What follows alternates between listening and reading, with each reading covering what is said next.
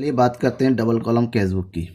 Double column cash book जिसका two column cash book कहा जाता है। डबल कॉलम कैश बुक और टू कॉलम कैश बुक क्यों होता है? क्योंकि जब इसमें हम कैश बुक को बनाते हैं, इससे पहले सिंगल सिंगल जो कैश बुक बनाया था आपने, सिंगल कैश बुक जब बनाया था, सिंगल कैश बुक को कुछ इस तरह से बनाया था आपने कि ए बन गया आपका, उसका जो फॉर्मेट था, एक होता है अमाउंट का कॉलम LF, और ये होता था voucher number, particular, date, amount, LF, voucher number, particular और डेट। इस तरह से बनाते थे हम। तो इस तरह से जब बनाते थे, यहाँ पर अमाउंट का कॉलम एक ही होता था जिसमें केवल कैश लिखा जाता था। लेकिन डबल कॉलम में क्या होता है, यहाँ पर जो कैश आया इसको जो है दो पार्ट में बढ़ जाता है, इस तरह से बढ़ जाता है, इसका जो कॉलम जो है दो बढ़ जाता है।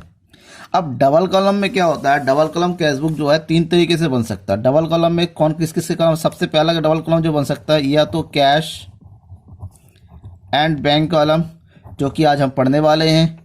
दूसरा जो बन सकता है कैश एंड डिस्काउंट कॉलम, और तीसरा जो बन सकता है कैश तो बन ही गया है, बैंक एंड डिस्काउंट कॉलम। तो ये तीन तरीके से बन सकता है। तीनों तरीके इसमें डिस्काउंट आ जाता है, दो में अलग अलग। और सबसे पहले कैश और बैंक। कैश और बैंक कॉलम में क्या होता है, जब हम इसका जो फॉर्मेट बनाते हैं कुछ इस तरह से बनाया जाता है, कुछ इस तरह से बनाया जाएगा, जिसमें जो अमाउंट का कॉलम दो रखा जाता है, उसके बाद बाकी रखे जाते हैं कुछ इस तरीके से। बाकी मैं आपको क्वेश्चन पूरा करवा के करके दिखाता हूँ किस तरह से दिखाया जाता है, लेकिन आप केवल फॉर्मेट को समझिए। फॉर्मेट समझना जरूरी है। जब तक किसी भी क्वेश्चन को फॉर्मेट को सही तरीके से नहीं समझेंगे आप नहीं कर पाएंगे। सबसे पहले ये हो जाता है डेट, फिर है पार्टिकुलर, ये है वाउचर नंबर, ये है आपका LF, और ये अमाउंट के दो कॉलम रखे हैं। अमाउंट के पहले वाले कॉलम में रखा जाएगा कैश अमाउंट और दूसरे में रखा जाएगा बैंक अमाउंट, दो रखे गए। उसके बाद फिर से आ गया date, particular, voucher number, LF, फिर आ जाएगा यहाँ पर कैश, और ये आ गया आपका बैंक। ये हो गया क्रेडिट साइड और ये हो गया डेबिट। इसी फॉर्मेट का इस्तेमाल करते हुए जिसको कहा जाता है डबल कॉलम, क्योंकि दो कॉलम रखे गए अमाउंट के, डबल कॉलम कैश बुक, जिसका इस्तेमाल सबसे ज़्यादा होता है कैश और बैंक का। इसी का इस्तेमाल करते हुए आज मैं एक क्वेश्चन बताऊंगा।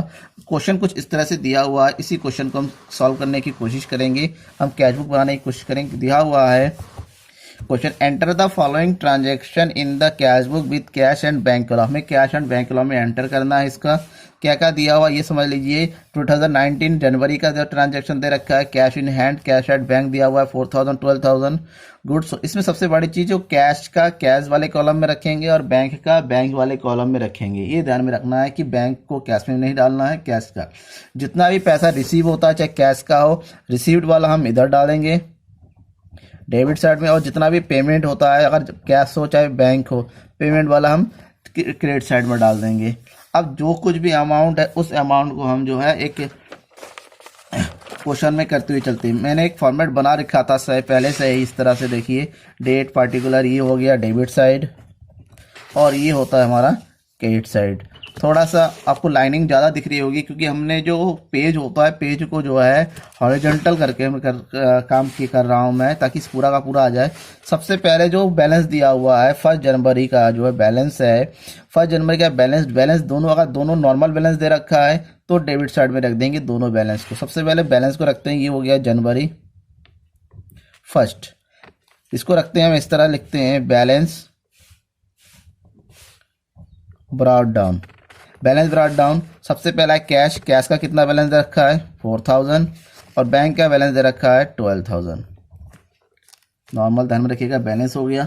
दूसरा लाइन दे रखा है sold goods for cash, sold goods for cash, सामान जो है ऑन कैश बेचा जा रहा है, तो गुड्स बेचा जा रहा है तो पैसा आ रहा है, वो भी कैश में आ रहा है। जब कैश में आ रहा है तो डेबिट साइड में एंट्री होगी, किस एंड नाम से सेल किया जा रहा है, बेचा जा रहा है, तो इधर डालेंगे हम टू सेल्स। कितना पैसा आ रहा है देखिए, ये पैसा आ रहा है 13,000, तो इधर डाल दिया कैश में हमने 13,000। ये एंट्री होगा आपको जनवरी 4। ध्यान में रखिएगा पैसा आ रहा है कैश साइड में, तो इसको हम इसको डैश करके छोड़ देंगे, कुछ नहीं करना है। जनवरी 10 receive cheque from Ravi, Ravi से चेक मिला है। अब चेक का क्या करेंगे, अब चेक तो बैंक में जमा होगा, पैसा भी बैंक में ट्रांसफर होके आएगा 6000 रुपीज़। तो चेक में जब पैसा मिल रहा है डेबिट साइड में मिलता है, तो डेबिट साइड में तो मिल रहा है, डेट क्या है जनवरी 10 टू, किससे मिला है चेक, देखिए रवि, रवि ने दिया है तो टू रवि डालेंगे, टू रवि। तो कितने का चेक है 6000 का, तो 6000 हमने यहाँ बैंक वाले कॉलम में डाल दिया। अब जो है नेक्स्ट आइटम है जो है कह रहा है जनवरी 20 को सैलरी पेड, सैलरी पे किया गया। अब सैलरी पे मतलब नॉर्मल कुछ नहीं लिखा हो तो कैश मानते हैं कि ये ऑन कैश पे हो रहा है, तो सैलरी पे हो रहा है कि हमारे पास से जा रहा है तो क्रेडिट साइड में एंट्री होगी। कब पे किया जा रहा है जनवरी 20, ये पे किया जा रहा है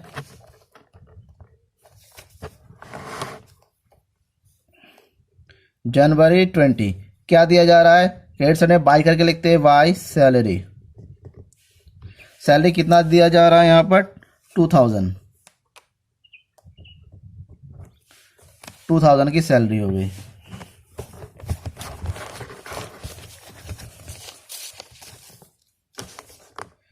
उसके बाद नेक्स्ट है purchase goods for cash, goods जो है कैश किया परचेज किया गया, कितना है 6000 रुपीज़ का परचेज किया गया कैश से, उनकी पैसा तो जाएगा देना पड़ेगा। तो किस डेट का है 21 जनवरी, जनवरी 21 परचेज किया जा रहा है, तो हम बाय परचेज कितने थाउजेंड का है 6000।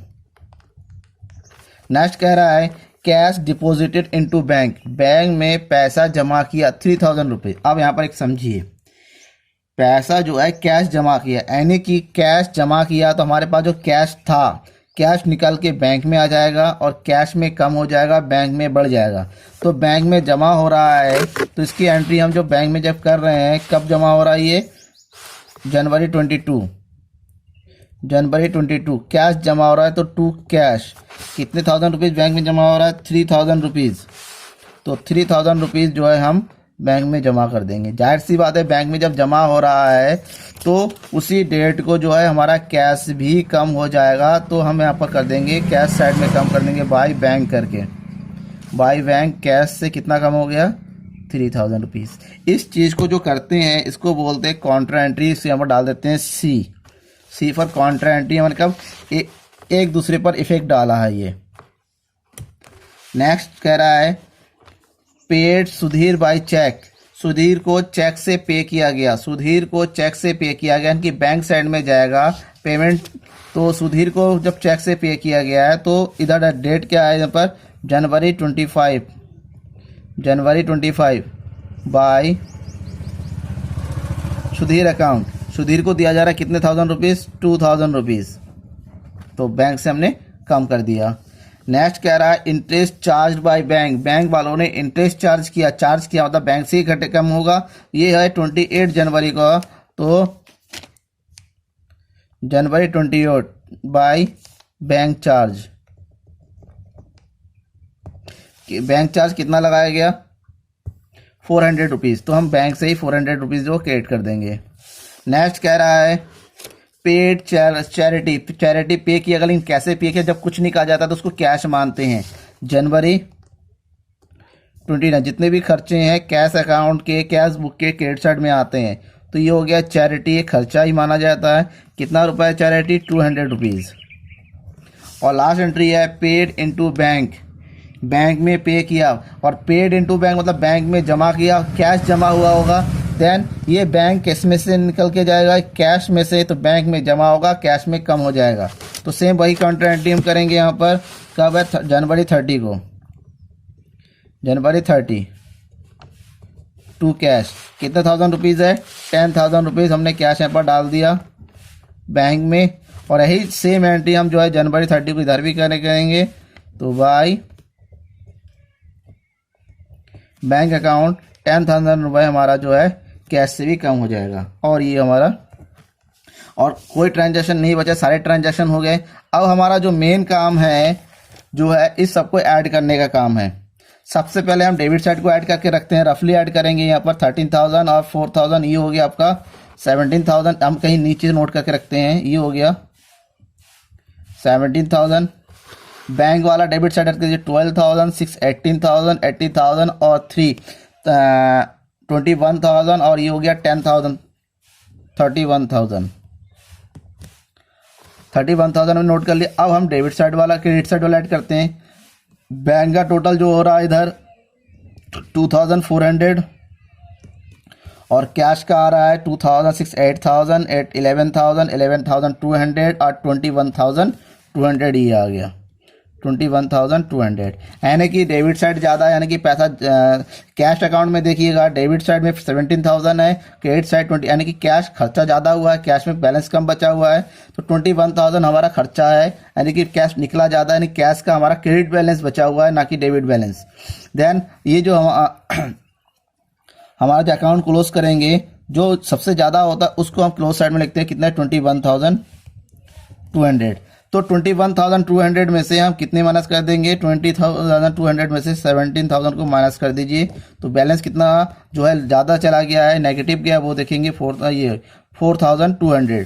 जो 4,200 है इधर डाल देंगे हम जनवरी फर्स्ट, क्योंकि हमारा इधर ज़्यादा है, तो कैश का अगर क्रेडिट साइड ज़्यादा होता है लॉस होता है, हम इसको डेबिट साइड में डाल देंगे जनवरी 31 टू बैलेंस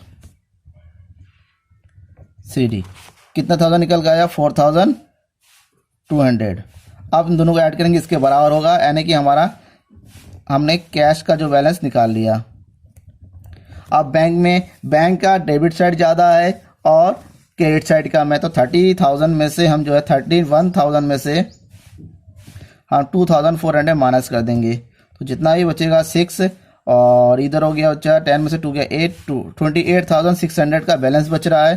तो ये है बैलेंस CD, क्योंकि डेबिट बैलेंस है तो क्रेडिट साइड में एंट्री करेंगे, ये हो जाएगा आपका कितना 28,600 और बैलेंस क्लोज हो गया हमारा कितने थाउजेंड से, 31,000 से। इस तरीके से जो है डबल कॉलम कैश बुक बनाया जाता है। ध्यान में रखना है बैलेंस निकालते वक्त जरूरी नहीं है जो डबल कॉलम का दोनों बैलेंस जो है हमारा सेम आए, एक ही साइड में आए, ऐसा जरूरी नहीं है, दोनों में कुछ भी कम बढ़ हो सकता है। जैसा कम बढ़ हो रहा है वही हम जो है उसकी एंट्री करेंगे। Thank you.